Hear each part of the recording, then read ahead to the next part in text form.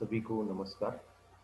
मेरा नाम Anand Singh Fateh Singh Patil, assistant professor, chemistry department, arts commerce and science college, Navapur, district Nandurbar. आज मैं आपसे Nobel prize in chemistry for 2020 2020 साल का केमिस्ट्री का नोबेल प्राइज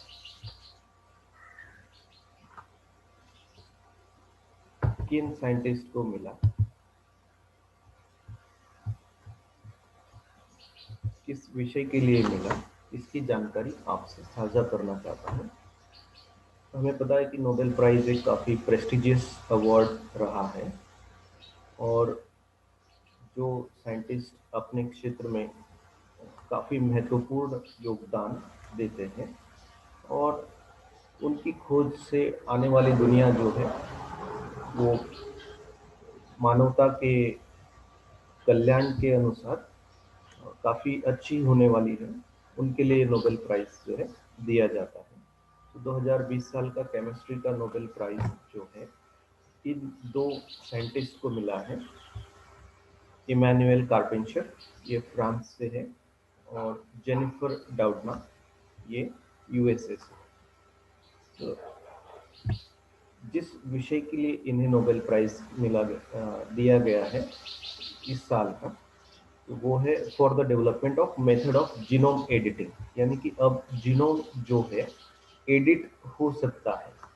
और इसे नोबेल प्राइज कमेटी ने इस तरह से डिस्क्राइब किया है कि this is about the rewriting the code of life, यानी कि कोड ऑफ लाइफ जो है फिर से एक बार लिखा जा सकता है। अब ये कोड ऑफ लाइफ क्या होता है वो हम थोड़ा समझने की कोशिश करते हैं।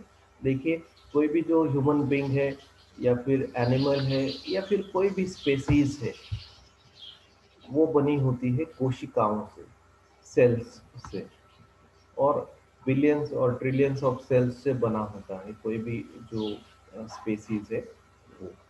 और ये कोशिकाएं जो है काफी काफी काफी स्मॉल होती है, जो कि हम खुली आंखों से उन्हें नहीं देख सकते हैं।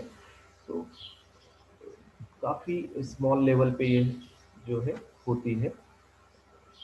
तो और उसमें जो है जेनेटिक मटेरियल होता है, जिसे कि हम लोग अभी बोलेंगे डीएनए। तो हमें पता है डीएनए जो है लॉन्ग होता है, थिन होता है, और वो एक स्ट्रिंग की तरह, धागे की तरह होता है। तो किसी भी कोई भी जो डीएनए है वो बना होता है लगभग 6 अरब नाइट्रोजनस बेसिस से बना होता है। ये देखिए, हम लोग स्ट्रक्चर देखेंगे तो और अच्छी तरह से समझ पाएंगे। ये है डीएनए का डबल हेलिक्स स्ट्रक्चर, और ये जो डीएनए है वो इस तरह adenine, thymine, guanine, cytosine nitrogenous bases से वो बना होता है। और ये नाइट्रोजनस बेसिस जो है एक पर्टिकुलर सीक्वेंस में होते हैं, और ये सीक्वेंस काफ़ी ज़्यादा इम्पोर्टेंस रखती है, क्योंकि इस पर्टिकुलर सीक्वेंस से जो ही है हमारा जो एक्सटर्नल कैरेक्टर बनता है, वो माना जाता है कि वो उस सीक्वेंस में ऑलरेडी लिखा जा चुका है कि हम लोगों का अपीयरेंस, एक्सटर्नल अपीयरेंस कैसा होगा, हमारा कलर कैसा होगा, हमारी हाइट कितनी होगी, और इस तरह से हमारे जो है एक्सटर्नल अपीयरेंस जो है ऑलरेडी लिखा जा चुका है। सो इसे बोलते हैं कोड ऑफ लाइफ।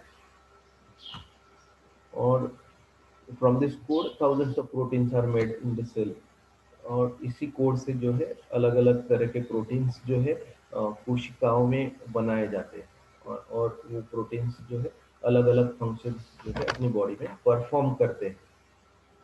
तो ये होता है कोड ऑफ लाइफ। तो इन लोगों ने क्या किया, तो इन्होंने एक ऐसी सीजर, यानी कि एक ऐसी कैंची उन्होंने ढूंढ निकाली है जिसका कि नाम दिया गया है जेनेटिक सीजर, और उसे बोला जाता है क्रिस्पर कैस 9। क्रिस्पर कैस 9 ये एक टूल है, एक औजार की तरह है। और वो ऐसा औजार है कि देखिए, 6 अरब नाइट्रोजनस बेसिस में से किसी भी एक पर्टिकुलर सिलेक्टिव साइट पे ये सीजर जो है उस डीएनए को जो है, डीएनए टेम्पलेट को जो है कट कर सकता है। तो ये है सीजर, उन्होंने ढूंढ निकाली और उन्होंने उसका यूज भी किया। तो ये स्टडी किस तरह से डेवलप हुआ है देखिए। तो जैसे ही वायरसेस जो है, आज कोविड-19 पैंडेमिक्स का दौर जारी है, तो वायरस जिस तरह से ह्यूमन बींग्स को ट्रबल करते हैं, उन्हें इन्फेक्ट करते हैं, इसी तरह से वायरसेस जो है बैक्टीरियल सेल को भी जो है इन्फेक्ट करते हैं। तो जब बैक्टीरिया का सेल वायरस से इन्फेक्ट हो जाता है, तो वायरस उसमें जो है उसका डीएनए जो है इंसर्ट कर देता है। अब वायरल डीएनए उस सेल में इंसर्ट होने के बाद जो है, वो वायरस या तो मर जाता है या फिर उसमें से भी कुछ वायरसेस बच जाते हैं। तो जो वायरसेस बच जाते हैं, वो उस वायरस का जो डीएनए है, उसका कुछ पार्ट जो है अपने जेनेटिक मटेरियल में जो है स्टोर कर लेते हैं मेमोरी की तरह। और उसी बचे हुए बैक्टीरिया में एक अलग से सिस्टम पनपती है, और वहाँ पे जो है एक ट्रेसर आरएनए होता है। ये देखिए, ये है ट्रेसर आरएनए, और वो Cas9 प्रोटीन के साथ जो है इस तरह की सिस्टम वहाँ पे डेवलप होती है कि वो वायरल डीएनए को जो है आइडेंटिफाई कर सकता है। यानी कि वो और आसानी से बोला जाए तो वो बैक्टीरिया जो है, वो पर्टिकुलर वायरस के अगेंस्ट जो है एक तरह का वैक्सीनेशन डेवलप कर लेता है, ना कि सिर्फ अपने जनरेशन के लिए, बल्कि आने वाले जनरेशन के लिए भी। और वो जो इंफॉर्मेशन है वो ट्रांसफर करता रहता है, यानी कि फिर उस बैक्टीरिया को यदि और उसकी आने वाली नस्लों को यदि कोई वैसा ही वायरस जो है इन्फेक्ट करेगा, तो ये जो है नया वाला जो सिस्टम उसमें डेवलप हुआ है, वो उस वायरल डीएनए को जो है खोजेगा, आइडेंटिफाई करेगा, और उसे उस पर्टिकुलर पॉइंट पे कट कर देगा। तो इस तरह से वो है उसके अगेंस्ट अपनी इम्यून सिस्टम का जो रिस्पॉन्स है वो डेवलप कर चुका है। हालांकि ये जो बात है, ये अपने आप में बहुत बड़ी रिसर्च थी। तो लेकिन ये लोग जो है सिर्फ वहाँ पर नहीं रुके हैं। तो उन लोगों ने क्या किया कि जैसे ही ये देखिए, ये जो है डीएनए स्ट्रैंड है, और वो इस तरह से कट किया जा सकता है। अ, और कट करने के बाद सेल में भी एक क्षमता होती है कि वो उसे इस तरह से रिपेयर करती है। अब इन लोगों ने क्या किया कि ये जो सीजर है, ये सीजर अभी प्रोग्रामेबल सीजर की तरह डेवलप की है। और ये जो कटिंग है, वो हम जहाँ चाहे जिस पर्टिकुलर साइट पे जो है हम लोग डीएनए टेम्पलेट को कट कर सकते हैं। इस तरह की सीजर उन्होंने डेवलप की है, यानी कि वो अभी प्रोग्रामेबल सीजर है। और जैसा कि ये ऑटो रिपेयर होता था, अब उसमें जो है हम चाहे वैसा उसे रिपेयर कर सकते हैं।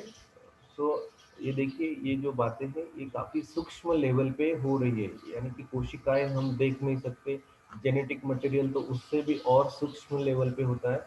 और वहाँ पे जो है ये सारा कटिंग हो रहा है, और वहाँ पर जो है कि इस तरह का टेम्पलेट जो है, आर्टिफिशियल टेम्पलेट जो है वहाँ पे इंसर्ट हो रहा है। यानी कि ये जीनोम का क्या है, कटिंग हो रहा है, और हम लोग उसकी क्या है सिलाई कर रहे हैं। तो इसे बोला जाता है जीनोम एडिटिंग।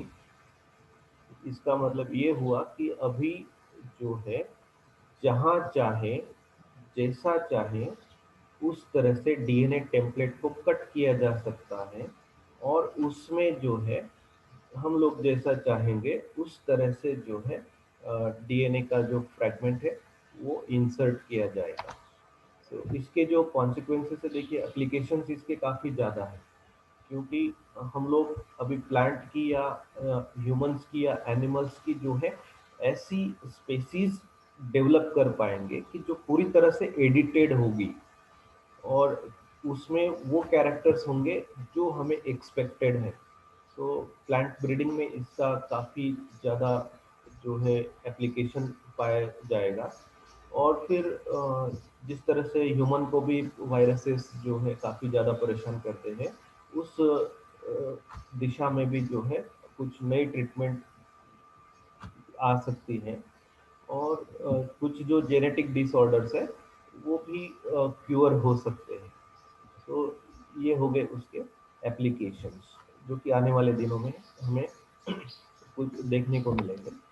और ये जो क्रिस्प कैस9 प्रोटीन जो है या फिर जेनेटिक सीजर जो है वो 2011-2014 में भी आ चुकी है।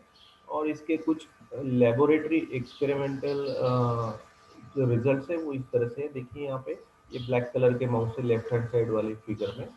और ये ब्लैक कलर के लिए जो पार्ट रिस्पॉन्सिबल है उसे ही कट कर दिया। तो फिर ये देखिए आने वाली नस्लें जो हैं वो उनमें वो ब्लैक कलर जिसकी वजह से ब्लैक कलर होता था वो पार्टी कट कर दिया। तो जो है आने वाली नस्लों में वो ब्लैक कलर नहीं बचा है। तो इस तरह की इसके रिजल्ट्स आने जो है अलग अलग लैब में शुरू हो चुके हैं।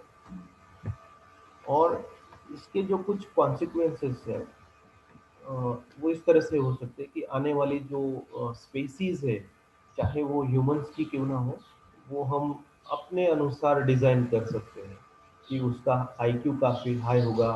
उसके जो बाल है वो कभी नहीं झड़ेंगे यानी कि नो बाल्डनेस।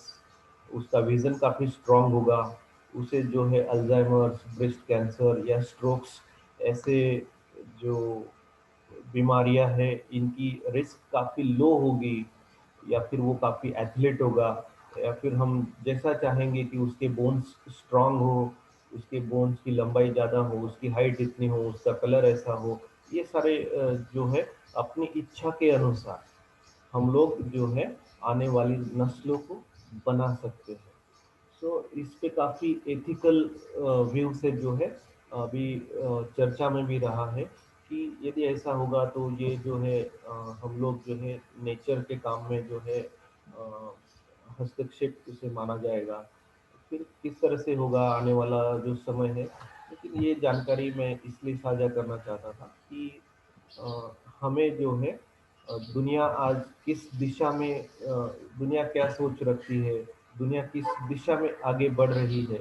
तो ये जानकारी हम सभी को होनी चाहिए। इसलिए मैंने अपनी भाषा में सिंपल या आसान तरीके से ये समझाने की कोशिश की है। आपके पास में यदि इससे और अच्छी जानकारी हो तो कृपया साझा कीजिएगा। और इस दिशा में जो है हम सभी का जो है ज्ञान आप बढ़ाइएगा।